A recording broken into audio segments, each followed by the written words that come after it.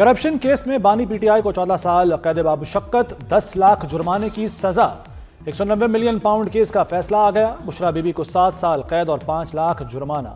القادر university اور trust سرکاری control میں دے دیا گیا۔ جرمانہ ادا نہ کرنے پر بانی کو مزید 6 ماہ اور بشرا بی بی کو مزید 3 ماہ قید بھگتنا ہوگی۔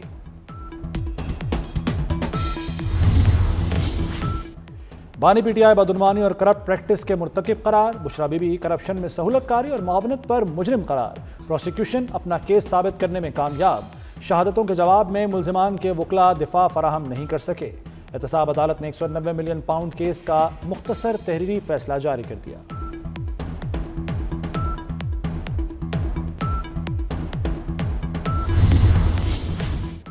کمرہ عدالت سے گرفتار بشرا بی بی اڈیالہ جیل منتقل۔ خواتین بیرک میں منتقل کرنے سے قبل بانی کی اہلیہ کا مکمل طبی معائنہ۔ ادویات اور ضروری سامان بھی پہنچا دیا گیا۔ کپڑے، جوتے، چادریں، کھانے پینے کی اشیاء، بیڈ شیٹس، تکیے اور دیگر چیزیں شامل۔ بانی پی ٹی آئی کو قیدی نمبر بھی الاٹ کر دیا گیا۔ ہم نے دیکھا 2 سالوں سے ہمارے ساتھ عدالت رویہ امتیازی اور غیر منصفانہ رہا ہے۔ یہ شرم کا مقام ہے۔ ہمیں دیوار پہ لکھا نظر آ رہا تھا انشاءاللہ تعالی within few days high court میں اپیل فائل کریں گے۔ ہمیں اعتماد انشاءاللہ تعالی خان صاحب سرخرو ہوں گے۔ تحریک انصاف کا فیصلے کے خلاف اپیل دائر کرنے کا اعلان۔ بیرسٹر گوہر نے کہا کہ بانی نے مذاکرات جاری رکھنے کا کہا ہے۔ 1 ہفتے میں جوڈیشل کمیشن قائم نہ کرنے پر مزید مذاکرات نہیں ہوں گے۔ چند دن میں ہائی کورٹ میں اپیل کریں گے۔ جلد بانی رہا ہوں گے۔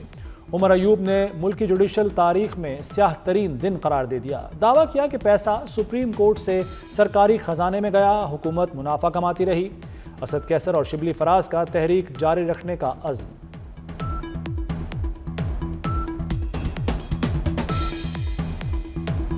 القادر کا فیصلہ عمران خان صاحب اور بشرا بی بی صاحبہ کے خلاف سنایا گیا۔ آج ایک سیاہ دن ہے۔ یہ ایک سیاہ دن ہے اور ہم اس کی پرزور مذمت کرتے ہیں۔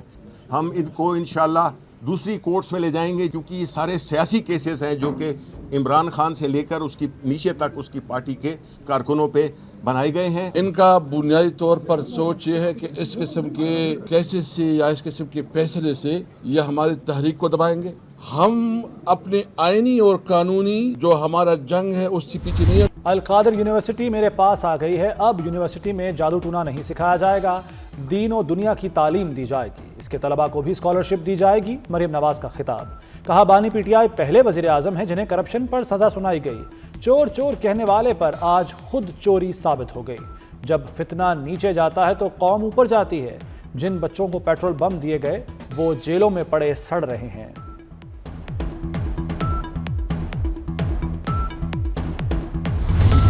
آج جو فیصلہ سنایا گیا ہے 14 سال کی سزا کا اور 7 سال کی سزا کا، وہ بنیادی فیصلہ ہے۔ ٹرائل کورٹ نے ظاہر اس کیس کو کنکلوڈ کیا۔ مالک نے بیٹھ کے یہ طے کیا کہ نہیں، یہ عوام کا پیسہ ہوتا ہے جو ٹیکس ایویژن سے یا کسی نہ کسی حوالے سے کما کے باہر لے جایا جاتا ہے، تو اس کی روک تھام ہونی چاہیے۔ 14 سال قید کی سزا میں ضمانت نہیں ملتی۔ وزیر قانون اعظم نذیر تارڑ کہتے ہیں صدر مملکت کو رحم کی اپیل کر کے سزا معاف کرائی جا سکتی ہے۔ عطا اللہ تارڑ نے کہا کہ پی ٹی آئی مذہب کو اپنی کرپشن، گھناؤنے جرائم کو چھپانے کے لیے استعمال نہ کرے۔ خواجہ آصف کہتے ہیں پی ٹی آئی چاہتی ہے ایگزیکٹو آرڈر سے بانی رہا ہو جائیں، ایسا نہیں ہوگا۔ احسن اقبال نے بانی پی ٹی آئی کو سرٹیفائیڈ کرپٹ سیاستدان قرار دے دیا۔ ملک احمد خان بولے سیاست کی مقبولیت ججز پر تنقید سے جڑی ہے تو دائرہ بدلیں۔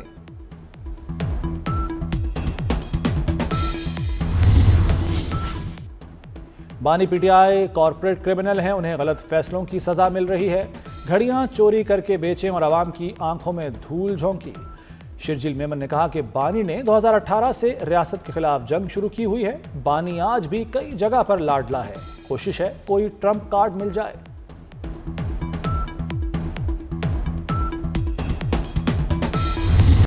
بانی پی ٹی آئی کی 14 سال سزا کے فیصلے کا بازار حصص پر مثبت اثر۔ اسٹاک مارکیٹ منفی سے مثبت زون میں آ گئی۔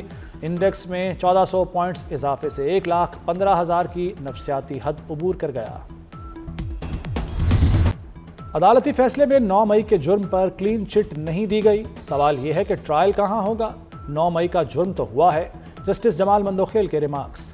ملٹری کورٹس میں سویلینز کا ٹرائل کالعدم قرار دینے کے خلاف سماعت کے دوران جسٹس جمال مندوخیل نے کہا کہ 21ویں ترمیم میں کہا گیا سیاسی جماعتوں کے کیسز آرمی کورٹ میں نہیں چلیں گے۔ آپ ملٹری ٹرائل کے کس فیصلے سے اتفاق کرتے ہیں؟ جسٹس جمال مندوخیل کا وزارت دفاع کے وکیل خواجہ حارث سے استفسار۔ میں کسی فیصلے کے ساتھ اتفاق نہیں کرتا، خواجہ حارث کا جواب۔ سماعت پیر تک ملتوی۔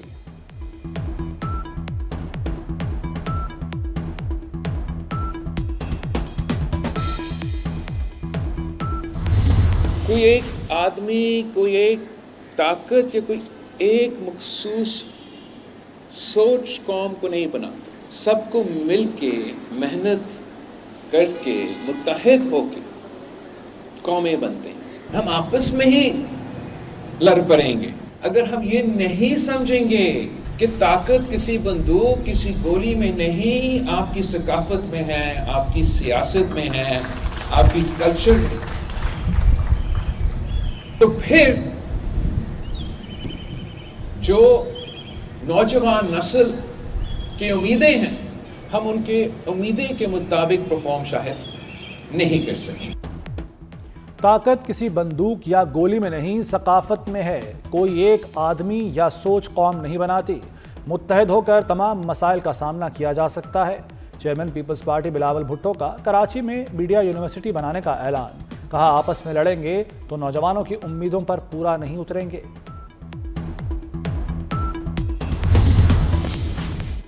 سربراہ پاک بحریہ ایڈمرل نوید اشرف سے بنگلہ دیشی فوج کے پرنسپل سٹاف افسر کی ملاقات۔ باہمی دلچسپی کے عبور، علاقائی میری ٹائم سیکیورٹی صورتحال پر تبادلہ خیال، بحری افواج کے درمیان تربیت، دو طرفہ دوروں اور بحری مشقوں کے انعقاد پر زور دیا گیا۔ اسلام آباد ہائی کورٹ میں ایڈیشنل ججز کے لیے جج اعظم خان اور راجہ انعام امین نامزد۔ جوڈیشل کمیشن 2 اجلاسوں کا اعلامیہ جاری۔ بلوچستان ہائی کورٹ کے لیے 3 ایڈیشنل ججز کے ناموں کی سفارش۔ محمد آصف ریکی، نجم الدین مینگل اور محمد ایوب کے ناموں کی سفارش متفقہ طور پر دی گئی۔ سندھ کابینہ نے 8000 الیکٹرک بسیں چلانے کی منظوری دے دی۔ شرجیل میمن کا ای وی گاڑیوں کے لیے کمیٹی بنانے اور جلد بایو گیس پلانٹ شروع کرنے کا بھی اعلان۔ کہا ریڈ اور گرین لائن ٹریک پر سائیکل چلائی جا سکتی ہے، شہری بغیر لائسنس گاڑی نہ چلائیں ورنہ ایکشن لینا پڑے گا۔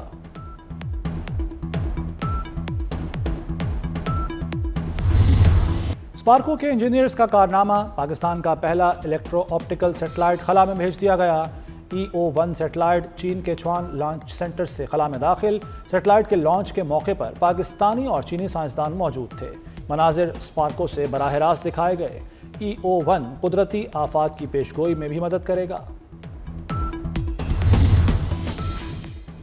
وزیراعظم شہباز شریف کی سیٹلائٹ کی لانچ پر سائنسدانوں اور انجینئرز کو لگن اور بہترین ٹیم ورک پر مبارکباد۔ ISPR نے سیٹلائٹ لانچ ملکی خلائی سفر میں ایک اہم سنگ میل قرار دے دیا۔ کہا سیٹلائٹ سے آبپاشی کی ضروریات کا اندازہ لگا کر پیداوار کی پیشگوئی کی جا سکے گی۔ آبپاشی کی ضروریات کا اندازہ لگا کر پیداوار کی پیشگوئی کی جا سکے گی۔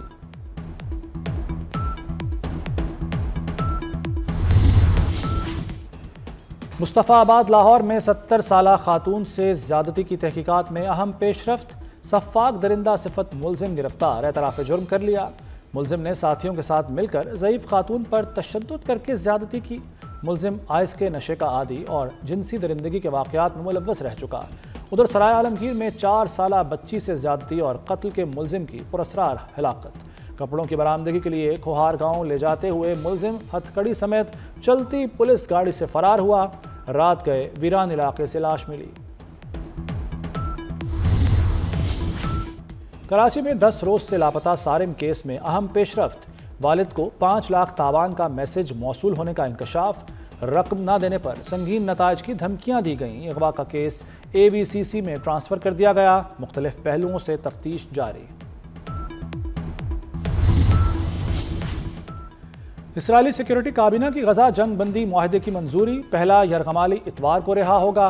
1000 فلسطینی قیدی بھی اسرائیلی جیل سے رہا کیے جائیں گے۔ غزہ کی تعمیر نو، اسرائیلی فوج کے اخراج اور دیگر مسائل پر بات ہوگی۔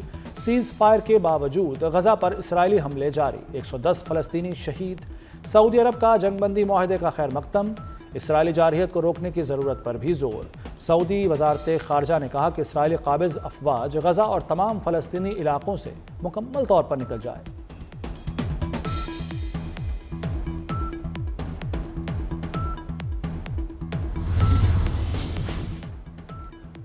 جنگ بندی معاہدہ ہو رہا ہے تو بم کیوں برسا رہے ہو؟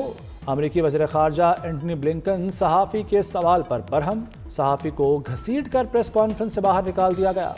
آپ میڈیا کی آزادی کی بات کرتے ہیں اور سوالوں کے جواب نہیں دیتے، آپ عالمی مجرم ہیں، آپ کو ہیگ میں عالمی عدالت میں جواب دہ ہونا چاہیے۔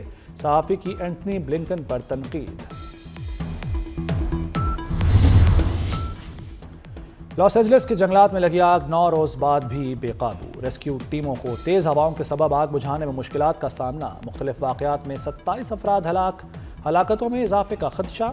ہولناک آگ سے 13,000 کے قریب مکانات تباہ، 40,000 ایکڑ سے زائد رقبہ جل گیا، لاپتہ ہونے والے 43 افراد میں سے 12 کو تلاش کر لیا گیا۔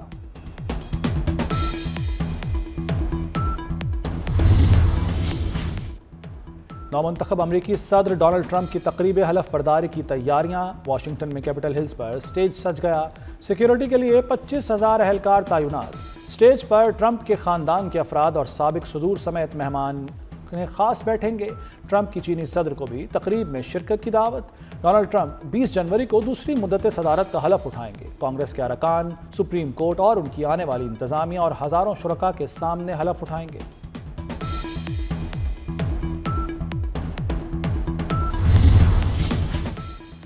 وزیراعظم اور آرمی چیف کی کاوشیں رنگ لے آئیں، کرنٹ اکاؤنٹ خسارہ مسلسل تیسرے ماہ سرپلس۔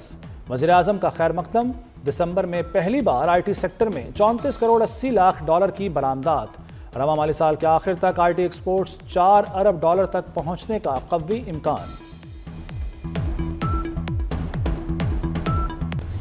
بارشیں برسانے والا نیا سسٹم ملک میں داخل، اپر دیر میں بارش اور برف باری، سردی کی شدت بھی بڑھ گئی۔ ملک کے دیگر مختلف شہروں میں بھی بادل برسنے کا امکان۔ مغربی بلوچستان اور بالائی خیبر پختونخوا میں چند مقامات پر بارش اور برف باری کی پیش گوئی۔ مظفر آباد میں درجہ حرارت 2، سری نگر اور اننت ناگ میں -2، لیہ میں -13 تک جا پہنچا۔ پنجاب کے میدانی علاقوں میں دھند، حد نگاہ کم ہونے کے باعث موٹر وے کے کئی سیکشنز کو ٹریفک کے لیے بند کر دیا گیا۔